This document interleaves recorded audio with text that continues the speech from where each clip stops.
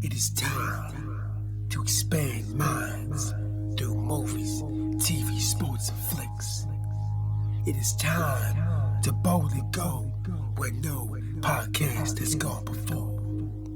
It is time for the Captain Talks Flicks. The Captain Talk Flicks. Welcome to the Captain Talks Flicks podcast. I'm your host, the Captain Cortez, aka Mr. Love, and this is where we talk flicks. I welcome the podcast where me, the Captain, talks about movies, TV, sports, flicks, anything you can see on the tube or screen.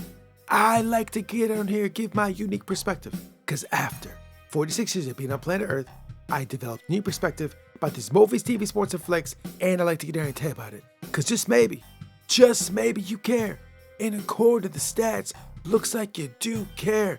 I want to give a big shout out to Egypt. Got some plays over in Egypt this past week. Gracias, gratitude, Doraba, and Egypt. I heard you guys just discovered the oldest mummy ever discovered. Like he was wrapped in gold or surrounded by gold or something. Like should be interesting what we find out about this mummy. How old is this mummy? How do I become a mummy? So yeah, appreciate you listening, guys. It's gratitude. Just FYI, back day was school to be a radio DJ, but I never got a job.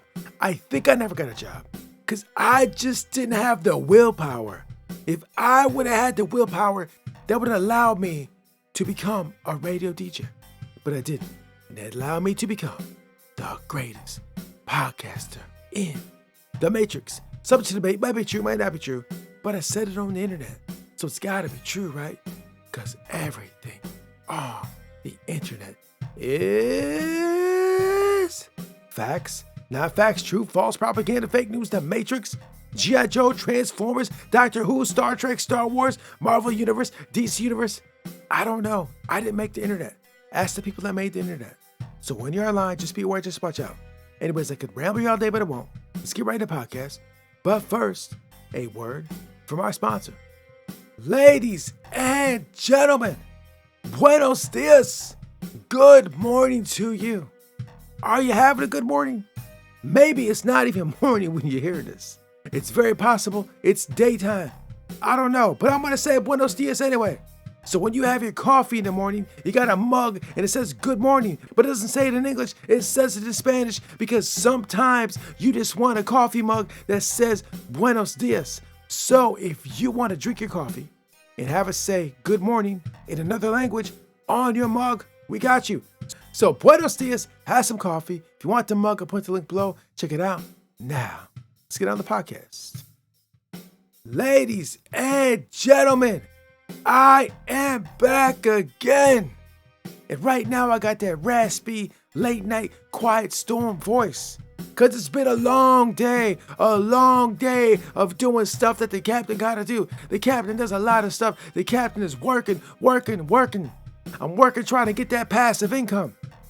But aren't you supposed to not work if it's passive? Don't believe the lies. Passive income requires work.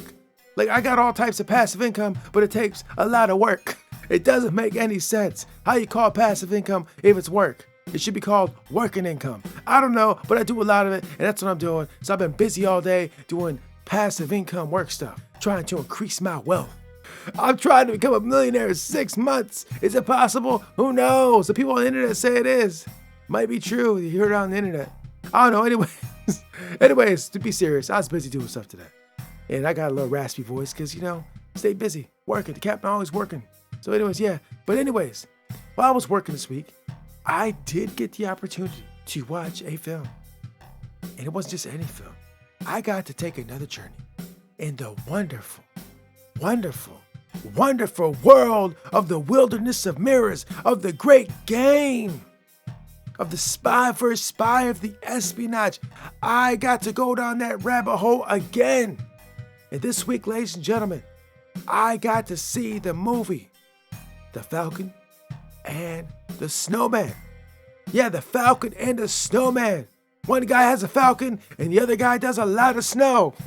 And when I say snow, I'm not talking about snow. You probably know what I'm talking about. He does a lot of snow. The other guy's got a Falcon. It's called the Falcon and the Snowman, and it's about spying. So ladies and gentlemen, before I get into it, there will be spoilers. So if you don't want to be spoiled, stop what you're doing because I'm about to ruin the plot that you're used to. If you don't care, let's get into it.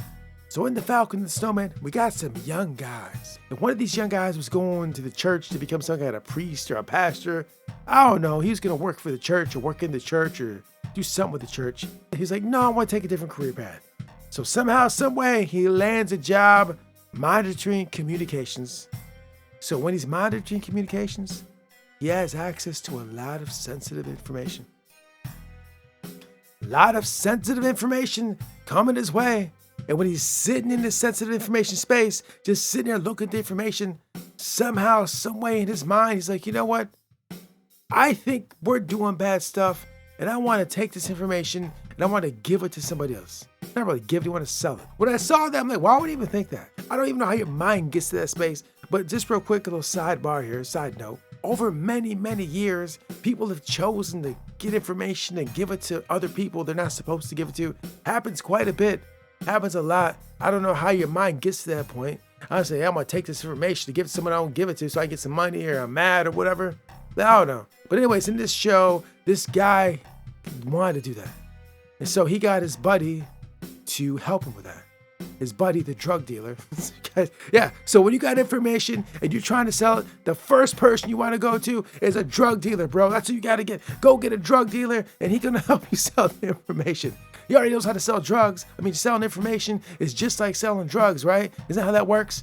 I don't know. I never sold drugs. I never sold information. But maybe it does work that way. I have no idea. But in this movie, which is based on a true story, by the way, this dude that had access to information got his drug dealing buddy to help him sell information. But wait, there's more. There's more to it. So this guy that had access to information got his drug dealing buddy to help him sell the information. But wait, who did they try to sell this information to? Who would they sell it to? You had information. Who are you going to sell it to? This is like in the 70s, like, where are you going to go? Who are you going to sell it to? Where are you going to sell this info to? They said, we're going to sell to the Russians. Yeah, so they said, we're going to sell to the Russians. And that's what they did. Apparently, this is a true story. And of course, when you have information and you get your drug dealing buddy to help you sell information and you want to sell to the Russians, how do you go about doing that? How does one do that? How do you do that?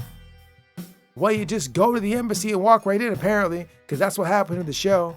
The drug dealer dude just walked in the embassy and said, hey, I'm trying to sell this information.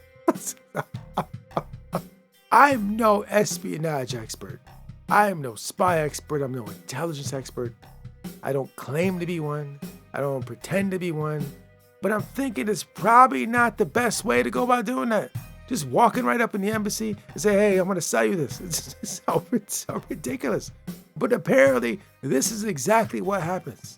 So anyways, this show just shows like what happens when amateurs are trying to like deal in information. So as someone that's seen a lot of spy films, a lot of TV shows, this one was unique in how it was presented.